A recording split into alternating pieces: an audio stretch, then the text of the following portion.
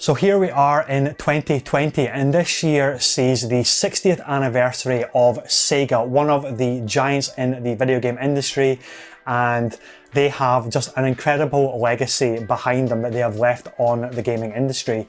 And just last year, in October to be precise, saw the 20th anniversary, in Europe anyway, the 20th anniversary of the SEGA Dreamcast. This system was to be the final home console that SEGA would deliver to the public before becoming a third-party publisher. And it is an incredible last hurrah into the console market. Hugely underrated, and it is probably the console which has the highest cult status in terms of collectors, considering what it was doing for its time. Now, as you can see in front of me, we have a whole basically treasure trove of different parts to the SEGA Dreamcast that we're going to dive into. I managed to find a bunch of these things on eBay for an incredible steal, a really good find, but the bulk of everything was actually, I have to give credit to my cousin, because this was in his attic for 20 years, probably since 1998. It's been in his attic, not really doing much, just kind of sitting there. So as soon as I found out that he had it up there, well, I just had to have it in my collection. So we're going to take a really good look at every single component here, the controllers, the VM units, the console itself, and as you can see, everything is in fantastic condition. And then we're going to play a little bit of gameplay footage for you as well. So stick around, enjoy, and this is going to be a really good look at the SEGA Dreamcast. So as you can see, everything is still in its original packaging, and I have to admit the condition of the boxes is seriously impressive. There's a few wrinkles here or there, but for the most part, everything is thoroughly mint. It is an incredible collector piece to have.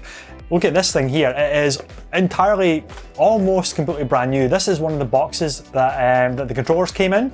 We'll set that to the side just now. And as you can see, still in its original packaging, we have the VM unit. So we'll hold that a little bit closer to the camera so you can get a good look at that. Just really quite incredible. So we're going to talk about the specifics of what the VM units actually did just a little bit later. But we're going to dive into unboxing the main event, the console itself. So let's take a look.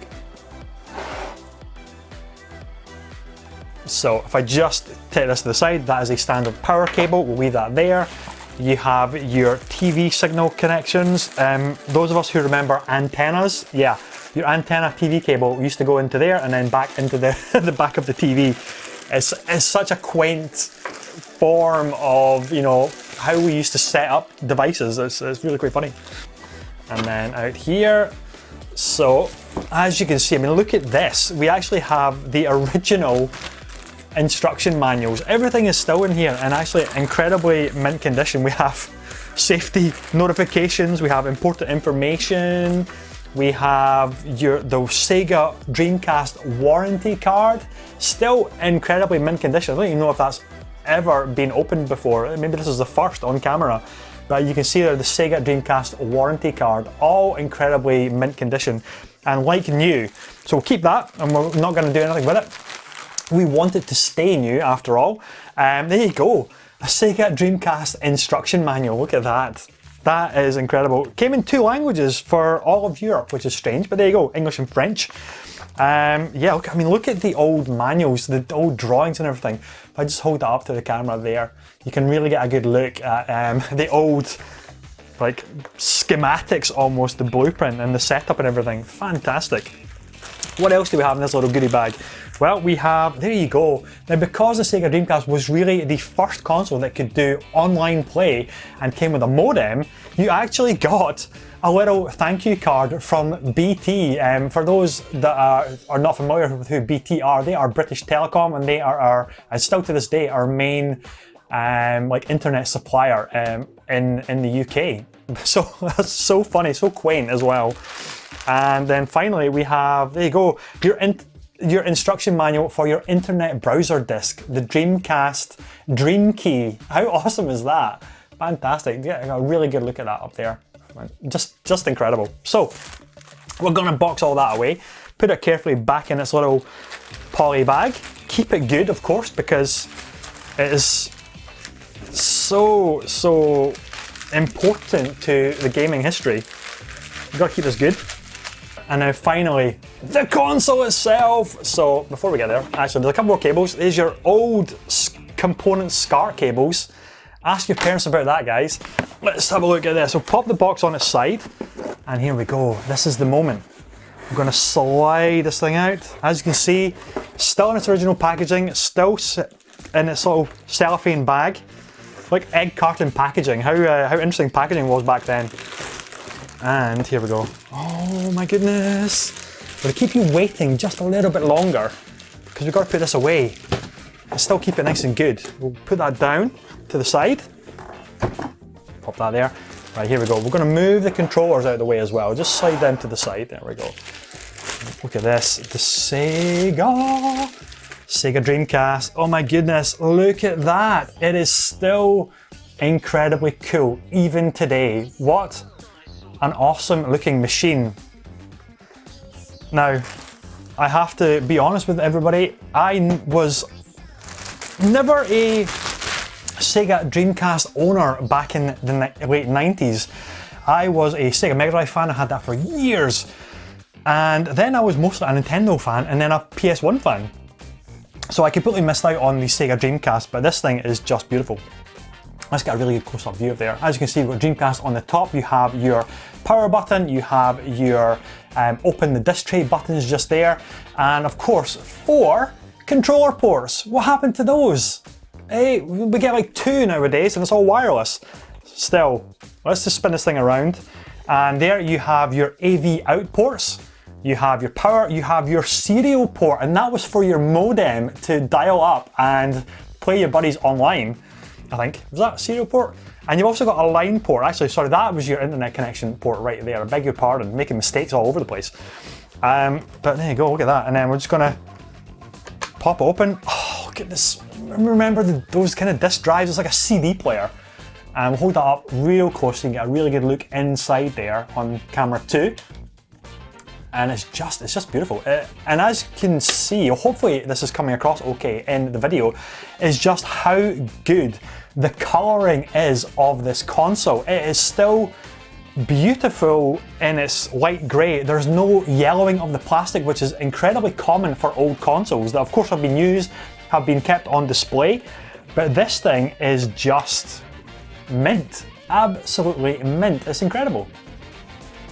So, pride of place in the collection, this is going to be. I'm going to take it out for rare occasions, but that's mostly it. Now, that isn't everything. Of course, we have got lots to talk about. I mean, where did we get it? So let's start off with the actual controllers itself. These things were pretty revolutionary. And of course, they're kind of huge as well. So if I just hold it up to the second camera, you can see Sega introduced 2 triggers, a left trigger, right trigger. Quite familiar with where we are with gaming nowadays. We had 1 analog stick, and that was in the top left-hand side. You had a D-pad, and then you had 4 buttons and a start button, and that was kind of it. There's no bumper buttons, there's no select buttons, it's just start, 1 analog stick, your D-pad, and your A, B, X, Y buttons as well. Fantastic. And now you have this really interesting opening right here. I wonder what that's for. And if I flip it around, you can hopefully get a good look inside there. You've actually got 2 ports. Now, these were for the VM units, 1 and 2 slots. I don't really know what the second slot was for, so I may have to Google that a little bit later. Or if you know, then by all means pop it in the comments. But obviously slot 1 was for your, your individual VM unit. Now, what the heck is a VM unit? Well, VM unit is your virtual memory. These things were like little Tamagotchi units. Do you remember the Tamagotchis where you had a little like animal that you had to take around with you? It was on a keychain, like a little digital virtual pet. Well, that's what these things were kind of like, only they were specific for the games, and that was basically your saved data. And let's just pop this open. So it has been opened before. Don't worry, it's not like I'm breaking the seal on never before opened packaging or anything like that. Pop this out. There we go, look at that. Again, original manuals, still in mint condition, the visual memory. And there you go, look at that. It has, I mean, how adorable is that? It has a little A-B button, it has a sleep mode, a sleep button and a mode button, and a little D-pad. Look at that, that is just incredible. And a little, almost like Game Boy-like display on there as well. Now, what you could do, flip this over, and it used to actually slot in to the base of the controller, which allowed you to have a little display front and center in the middle of your controller. And whenever you launched a video game, then you would see your own profile icon appear, which you'd customize when you first launched the console. And this would display information like the game logo when it booted up, or a lot of information that was pertinent to the game as well. It's again, a console that is completely ahead of its time, doing things that we still kind of have a little bit more commonplace today. I mean, I'm gushing over this console like crazy because I never had one, and now I finally do have one, and I just can't wait to just plug this thing in and get playing it. But anyway, I want to show you as much of this as possible. So beautiful, beautiful controllers. A little bit weird by modern standards in terms of how box-like they are, but still, you know what? They're pretty comfortable. Just dig your the heels of your hands or the palms of your hands into the little kind of the fangs of the controller almost, and it's super comfy. And then you're on your controllers. So your triggers, I should say. Fumbling my words here. Fantastic. And of course, as you can see, I have two controllers, so both identical, player 1, player 2, little second VM unit for player 2 as well, just in case. And what was awesome about this is if you're lucky enough to have, friends that had Dreamcast as well, just take your VM unit with you, plug it into their controller, and then boom, you've got all your saved data carried around with you. It was a real evolution of memory cards back in the day, and almost sad to kind of see it disappear in favor of cloud storage, or yeah, pretty much cloud storage has made that obsolete. So real travesty, but awesome, awesome controllers.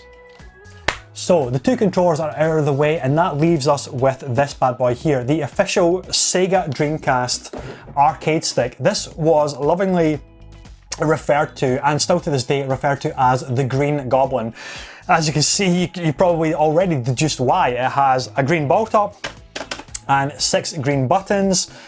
You've got a yellow start button, and if I just spin it around, you can see the slot there. That is the slot for, of course, your VM unit, which we just covered there. So your VM unit would slot in there, and then on that digital display, you'd hopefully see something like Marvel vs. Capcom appearing, and this would be the kind of fight stick for those seminal arcade games which got an arcade perfect port to the Dreamcast. And that was the other big selling feature about the Sega Dreamcast for its time.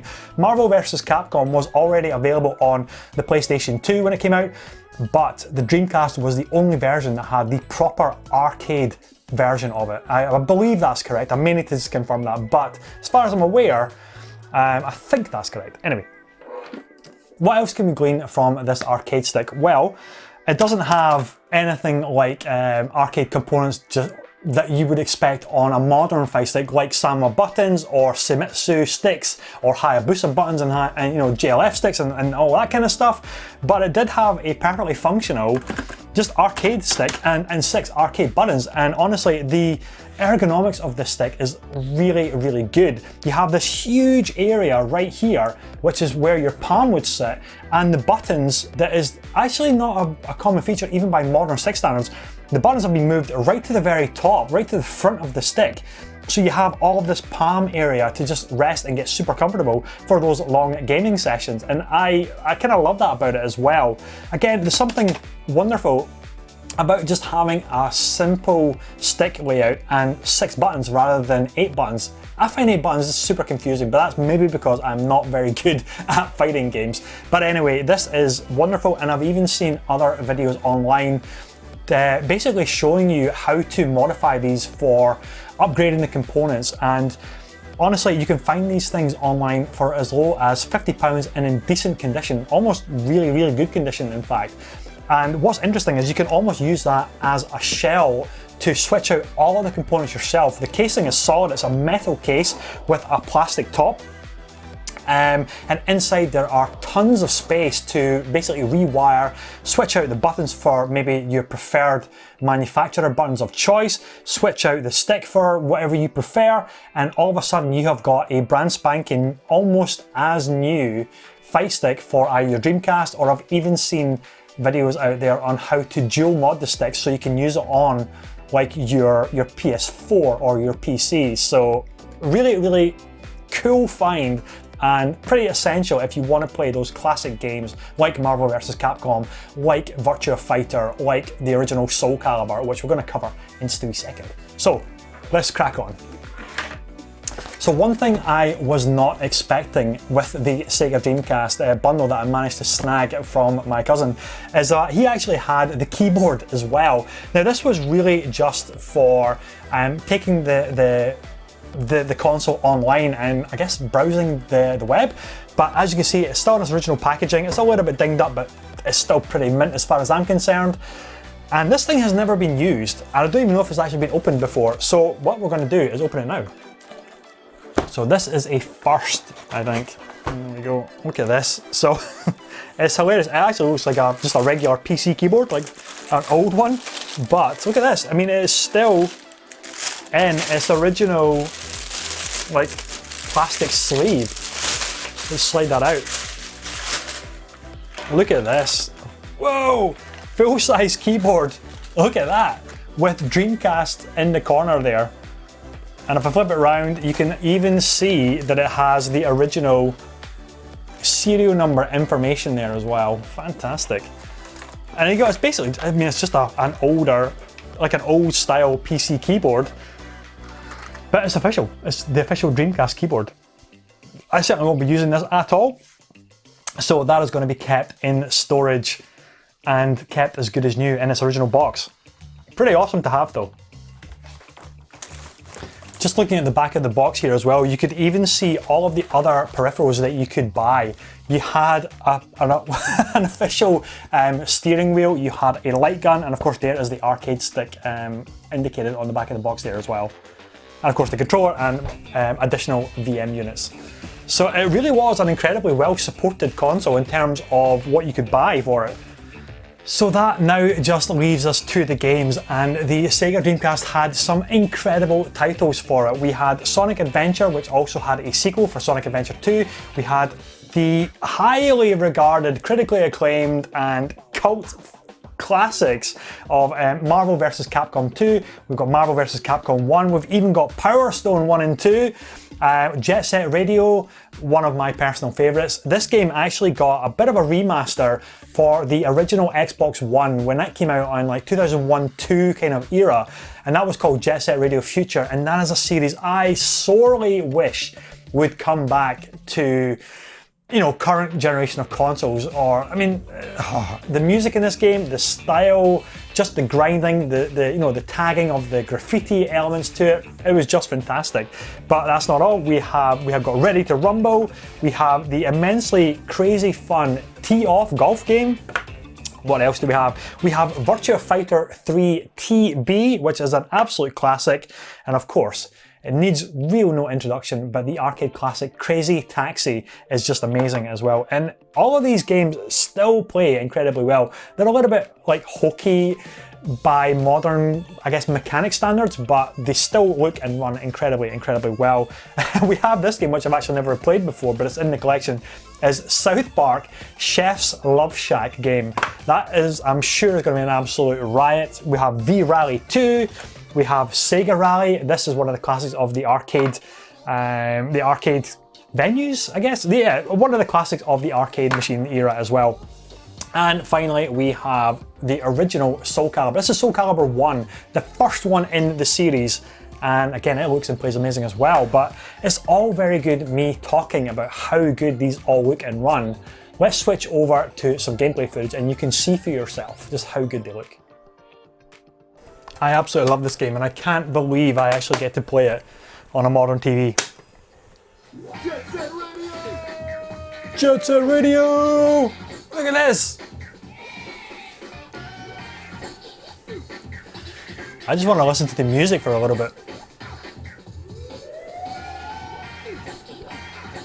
Jet Set Radio! Let's look at the... Oh my goodness. Let's do the... new game. Yeah, start a brand new game. Let's get scratching. Look at this, you can even see the screen on the VM unit. but everyone just It's updated.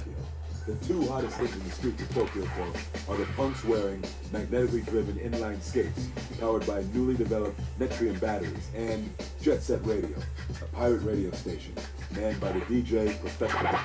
There's Gum.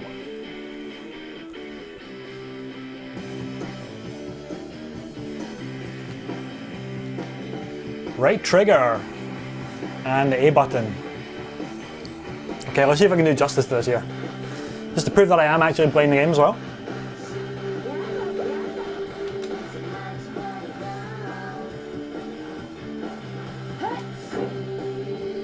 Now I think it's safe to say that whilst the graphics don't look brilliant blown up to a 4K screen, they do look pretty damn good though.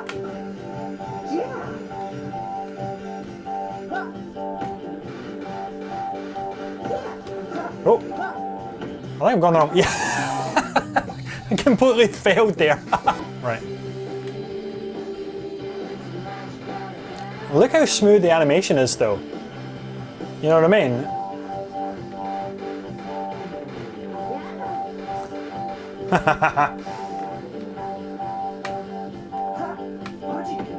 Oh, on the car.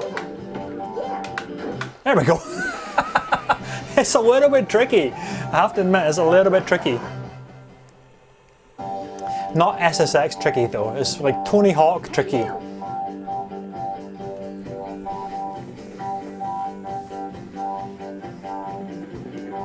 Oh, here we go, left trigger. I think this is where we grind now.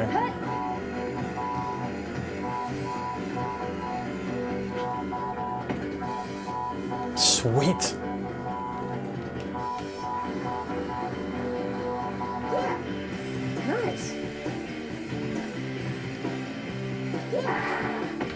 All right.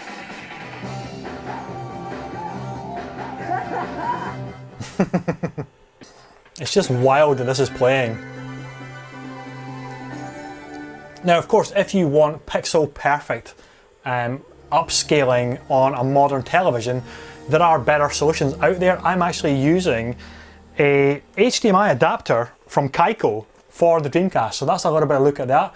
And it's doing a pretty good job of just basically converting the signal. It's doing no upscaling. What you really want is something like a FrameMeister or an OSSC. But if you just want to plug in and play, you could do a lot worse than this. Man, it's incredible. Okay. Let's do arcade. I always get my ass kicked though.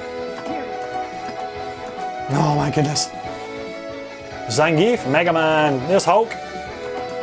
Wolverine, Gambit. It's gotta be Venom though. Let's do Venom and Gambit. Yes! The thing I like about Marvel v Capcom... Let's do easy actually. Yeah, and normal. Because I am a complete beginner. I'm useless at this game.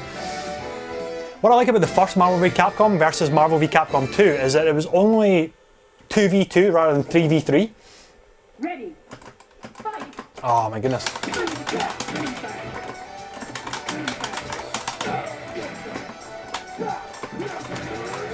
Oh no! He's got me! Wow. Ultimate move! Oh no. That's what I get for sucking in this game. Oh no!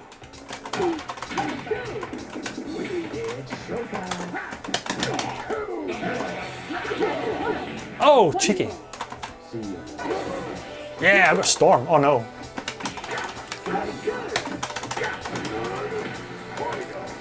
Damn, the computer is so good at this game.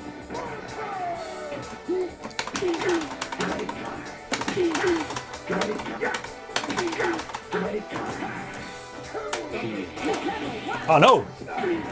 Venom! Yes. Oh no, it's Venom v Venom. Oh, I think I'm gonna die here.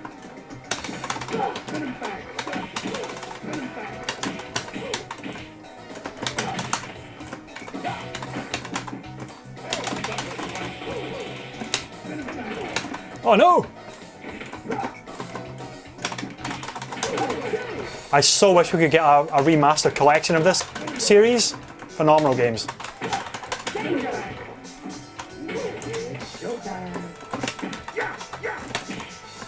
Ooh.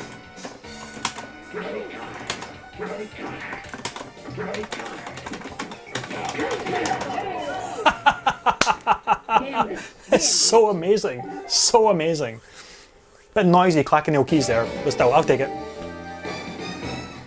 So there you go, guys. That has been an in-depth look at the SEGA Dreamcast as part of the 60th anniversary kind of celebration video that SEGA will be celebrating this year. It's hard to believe that it's been 60 years since SEGA first formed. But not only that, 20 years since the SEGA Dreamcast came to market and blew a significant portion of gamers away, but sadly ended up in being the last piece of hardware that SEGA actually delivered before moving away from hardware and becoming a third-party publisher.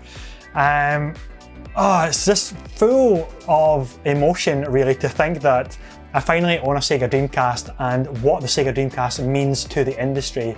So hopefully you've enjoyed this video and you've had as much fun as I have reminiscing and seeing a SEGA Dreamcast functioning on an HD TV or a HD monitor. If you're curious about how I did that, well, basically all I'm using is this HDMI adapter from Kaiko, and all it does is convert the signal. It doesn't do any particular, upscaling or anything like that. As I mentioned during the gameplay videos, there are much better options which can give you incredible upscaling results from FrameMeister, which is incredibly expensive, but I believe it is well worth it. But you've also got the OSSC device, which stands for Open Source Scan Converter, and that is much more reasonably priced if you are really wanting to get the most out of your retro consoles on a modern display. But I am quite happy just going for the plug-and-play approach on a 1080 monitor. When it comes to 4K, you're really kind of struggling and you are going to notice a big quality drop-off there, but a standard PC monitor at 1080 gives you some more than adequate results, and it is a lot of fun just to plug it in and all of a sudden you're playing Crazy Taxi, you're playing Marvel vs. Capcom, you're playing Sonic, Sonic Adventure, original Soul Calibur, Power Stone, Ready to Rumble, just some awesome catalogue of games. And yeah, here's to more gaming and more kind of nostalgia and enjoying of these classic pieces of hardware. Take care, guys. We'll see you on the next one.